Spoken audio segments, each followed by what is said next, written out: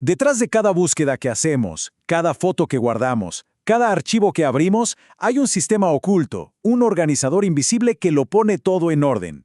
Hoy vamos a hablar de eso, de los metadatos. A ver, pensemos en esto un momento. Estamos inundados de datos, ¿cierto? Fotos, documentos, mapas, de todo. Sin un sistema que los catalogue, que les dé sentido, encontrar algo específico sería como buscar una aguja en un pajar. Sería simple y sencillamente un caos digital en el que no podríamos navegar. Y la diferencia es, bueno, es como el día y la noche. Por un lado, sin metadatos tenemos el caos. Datos duplicados por todas partes, información en la que no se puede confiar y una pérdida de tiempo y recursos tremenda. Pero por el otro, con metadatos todo cambia. Tenemos organización, eficiencia, confiabilidad y al final eso se traduce en ahorro. Los metadatos son, en el fondo, los cimientos de la confianza digital. Ok, este es nuestro plan para hoy. Primero, vamos a ver el problema de los datos sin contexto. Luego, definiremos qué es este ordenador invisible. Después, nos meteremos a ver su anatomía. Lo veremos funcionando en el mundo real. Y para cerrar, vamos a entender por qué todo esto tiene tantísimo valor. Empecemos por el principio, el problema.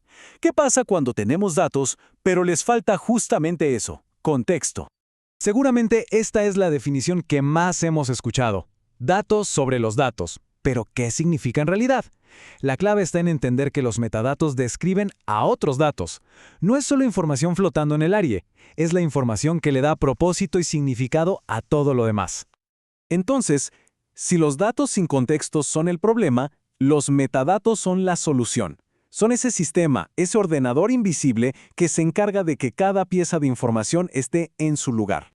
Aquí tenemos una definición un poco más formal. Un metadato es básicamente la documentación que responde las preguntas importantes. ¿Qué es esto? ¿Es de buena calidad? ¿Está actualizado? ¿Cómo lo puedo usar? Su objetivo final es dar control y permitir que cualquiera pueda ubicar, entender y, sobre todo, usar los datos de forma correcta. Y ojo, que esto no es nada nuevo. El término ya andaba por ahí en los años 60. Pero su importancia realmente explotó cuando empezamos a tener la necesidad de compartir datos muy complejos a nivel global, como los datos geoespaciales. Con el impulso de la ONU, se crearon estándares, primero nacionales y luego globales, como el ISO 19115, que son los que hoy nos dicen cómo documentar la información en todo el mundo. Pero a ver, ¿cómo es un metadato por dentro?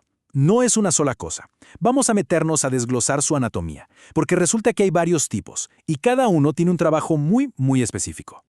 Fundamentalmente hay tres tipos principales. Primero están los descriptivos, que son como la etiqueta de un producto. Nos dicen el título, el autor, las palabras clave, todo lo que necesitamos para encontrarlo. Luego vienen los estructurales, que nos dicen cómo se organiza la información por dentro. Piensen en el índice de un libro. Y finalmente tenemos los administrativos, que se encargan de la gestión. ¿Quién es el dueño? ¿Qué permisos de uso tiene? ¿Cómo se debe conservar? Ok, ya vimos la teoría. ¿Suena bien? Pero, ¿cómo se ve esto en la vida real? Vamos a aterrizar estos conceptos con un par de ejemplos, para que quede súper claro. Nuestro primer ejemplo es algo muy tangible, una imagen satelital. En concreto, una de la NOAA, la Agencia de Estados Unidos, que muestra la temperatura de la superficie del océano. A primera vista esto puede parecer un código súper técnico, ¿verdad? Pero si nos fijamos con calma, en realidad es solo una descripción muy ordenada. Es un lenguaje que está diseñado para que lo entienda tanto una persona como una computadora, sin dejar lugar a dudas. Cada etiqueta como origin o title es una respuesta a una pregunta específica. Y aquí está la traducción. Cada una de esas etiquetas responde a una pregunta clave. Keiler nos dice quién creó los datos, la NOAA. Keil put date, cuando se publicaron el 23 de junio de 2009. Keiler title, ¿qué es exactamente? Un mapa de temperatura. Keiler geoform, ¿en qué formatos lo podemos encontrar? GIF, PDF, etc. Y Keiler purpose, ¿para qué sirve? Para la toma de decisiones ambientales. De repente, ese código ya no parece tan intimidante, ¿a qué no? Va. Ahora pasemos a un ejemplo un poco más complejo para que veamos la escala que esto puede alcanzar. Se trata de un esquema del gobierno de España para gestionar documentos electrónicos. Aquí, como se pueden imaginar, la precisión es crítica. Para poder manejar algo tan delicado como un documento gubernamental, un esquema de metadatos robusto necesita definir primero las cosas que va a describir.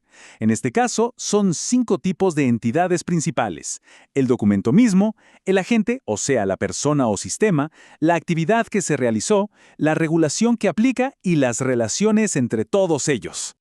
Y para asegurarse de que no se escape ni un solo detalle, este esquema define nada más y nada menos que 23 elementos de metadatos principales. 23. Este nivel de detalle, que va desde el identificador único hasta la firma electrónica, es lo que garantiza que ese documento sea auténtico y confiable a lo largo del tiempo, sin importar el sistema en el que se abra. Bien, ya vimos qué son, cómo se estructuran y cómo funcionan en la práctica. Todo esto nos lleva a la pregunta final, y la más importante. ¿Por qué todo esto es tan valioso? ¿Por qué nos debería importar? Para la gente que crean los datos, los beneficios son clarísimos. Primero, se evita duplicar el trabajo. Se aseguran de que lo que distribuyen es información confiable. Y, súper importante, se reduce la carga de tener que estar explicando una y otra vez qué son los datos, porque la documentación ya vive con ellos. Y para quienes usamos los datos, el beneficio es simple y directo. Nos permite encontrar lo que buscamos cuando lo buscamos. Hace que la información pueda viajar de un sistema a otro sin perder el sentido, y al final hace que los datos sean realmente comprensibles y útiles. Ahora, si lo vemos a nivel de una organización entera, los metadatos son una forma de proteger la enorme inversión que se hace en la creación de datos.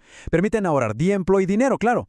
Pero para mí lo más valioso es que crean memoria institucional. El conocimiento ya no depende de una persona, queda documentado, accesible y vivo para toda la organización. Al final del día, todo se reduce a cumplir una promesa de 4 pasos. Primero, la disponibilidad, que sepamos que los datos existen. Segundo, el uso, que podamos determinar si nos sirven o no.